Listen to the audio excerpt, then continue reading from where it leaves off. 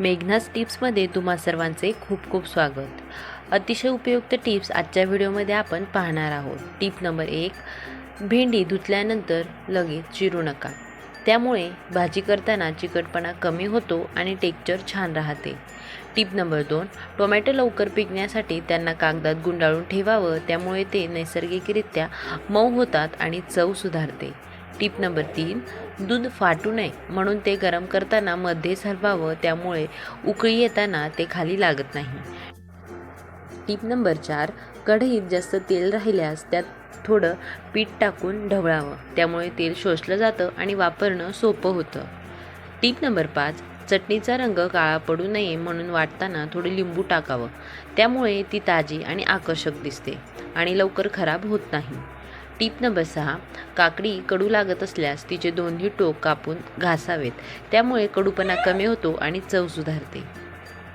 Tip number 7, dosa खुसखुशीत आणि कुरकुरीत हवा असेल तर पिठात थोडं रवा मिसळावं.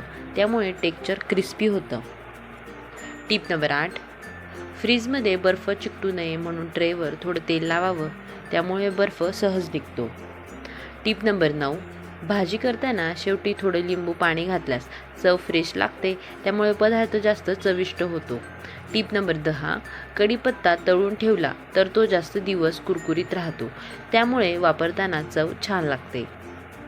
टिप नंबर 11, तांदूळ धुतल्यानंतर 10 मिनिटं भिजवून ठेवावं. त्यामुळे भात मऊ आणि फुललेला असतो. टिप नंबर 12, चहा बनवताना साखर शेवटी घातल्यास चव जास्त बॅलन्स राहते.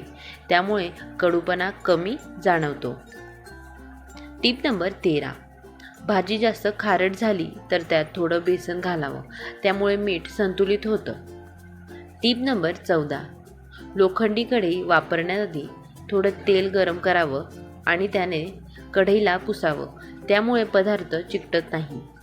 टिप नंबर 15, भांड्यांचा वास येऊ नये म्हणून धुतल्यानंतर सूर्यप्रकाशात ठेवावीत. त्यामुळे नैसर्गिकरित्या स्वच्छ होतात. ओली भांडे रॅकला लावल्यास त्यात बॅक्टेरिया जमा होतात आणि त्यांचा वास देखील येतो. टिप नंबर 16, भात उरला असेल तर दुसऱ्या दिवशी तो कोरडा पडतो. तो पुन्हा सॉफ्ट करण्यासाठी गरम करताना त्यावर थोडंसं पाणी शिंपडा आणि झाकण ठेवून गरम करा. त्यामुळे भात पुन्हा ताजा आणि मऊ लागतो. टिप नंबर 17, मसाले जास्त दिवस सुगंधी ठेवायचे असतील तर त्यांना डायरेक्ट सनलाईटपासून दूर ठेवा आणि एअरटाईट डब्यात ठेवा. शक्य असेल तर मसाले थोडे थोडे करूनच वाटा म्हणजे त्यांचा फ्लेवर टिकून राहतो. टिप नंबर 18, कढईत काहीतरी जळायला लागलं असेल तर लगेच पाणी टाकू नका. आधी गॅस बंद करा आणि भांडे थोडे थंड होऊ द्या. मग क्लीन करा. त्यामुळे भांडं खराब होत नाही. टिप नंबर 19, फुलकोबी किंवा पालेभाज्या स्वच्छ धुण्यासाठी साध्या पाण्यात मीठ टाकून 10 मिनिटे भिजवा. यामुळे लहान कीटक आणि माती सहज निघून जाते. टिप नंबर 20, ताक बनवताना त्यात थोडं भाजलेलं जिरे पावडर आणि मीठ टाका. यामुळे काय होते, टेस्ट तर वाढतेच, त्याशिवाय डायजेशनसाठी पण याचा खूप फायदा होतो. टिप नंबर 21, भाजीला छान सुगंध आणि चव यावी म्हणून फोडणी करताना आधी तेल गरम करा आणि मगच मोहरी जिरे योग्य क्रमाने टाका. घाईत सगळं एकत्र टाकल्यास फ्लेवर नीट येत नाही. टिप नंबर 22, कढी बनवताना ती फाटू नये म्हणून सतत हलवत शिजवा आणि हाय फ्लेम टाळा. मंद आचेवर कढी शिजवल्यास ती खूप स्मूथ आणि क्रीमी होते. टिप नंबर 23, चपाती जास्त वेळ सॉफ्ट ठेवायची असेल तर त्या भाजल्यानंतर लगेच क्लॉथमध्ये रॅप करा. यामुळे काय होते, त्यांचा ओलावा टिकून राहतो, त्या कडक होत नाहीत आणि मऊसूत राहतात. टिप नंबर 24, फळं कापल्यावर लगेच सर्व करत नसाल तर त्यावर थोडासा लिंबाचा रस लावा. यामुळे ती काळी पडत नाहीत आणि फ्रेश दिसतात. खाताना देखील छान लागतात.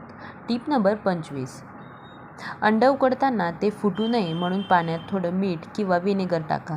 यामुळे शेल मजबूत राहतो आणि अंडं परफेक्ट उकडतं. टिप नंबर 26, भाजीमध्ये जास्त तिखट झालं असेल तर त्यात थोडंसं दही क्रीम किंवा साखर घालून बॅलन्स करा. यामुळे टेस्ट मेंटेन होते आणि तिखटपणा कमी होतो. टिप नंबर 27, दूध उकळताना खाली लागू नये म्हणून आधी भांड्यात थोडं पाणी घाला. यामुळे दूध भांड्याला चिकटत नाही. Tip number 28. कांदा पटकन ब्राऊन करायचा असेल तर त्यात 1 चिमूट मीठ टाका. यामुळे मॉइश्चर रिलीज होतं आणि कांदा लवकर परततो. Tip number 29. फ्रीजमध्ये ठेवलेले लिंब जास्त दिवस टिकण्यासाठी त्यांना एअरटाईट कंटेनरमध्ये ठेवा. यामुळे त्यांचा रसही टिकून राहतो. Tip number 30. भाजीला शेवटी गरम मसाला टाकल्यास त्याचा सुगंध जास्त टिकतो. सुरुवातीला टाकल्यास तो फ्लेवर कमी देतो. व्हिडिओ शेवटपर्यंत पाहिल्याबद्दल धन्यवाद. माहिती आवडली असेल तर एक लाईक, शेअर करायला विसरू नका. आणि असे छान छान आणि नवनवीन टिप्स व्हिडिओ पाहण्यासाठी चॅनलला सबस्क्राईब करायला विसरू नका. धन्यवाद.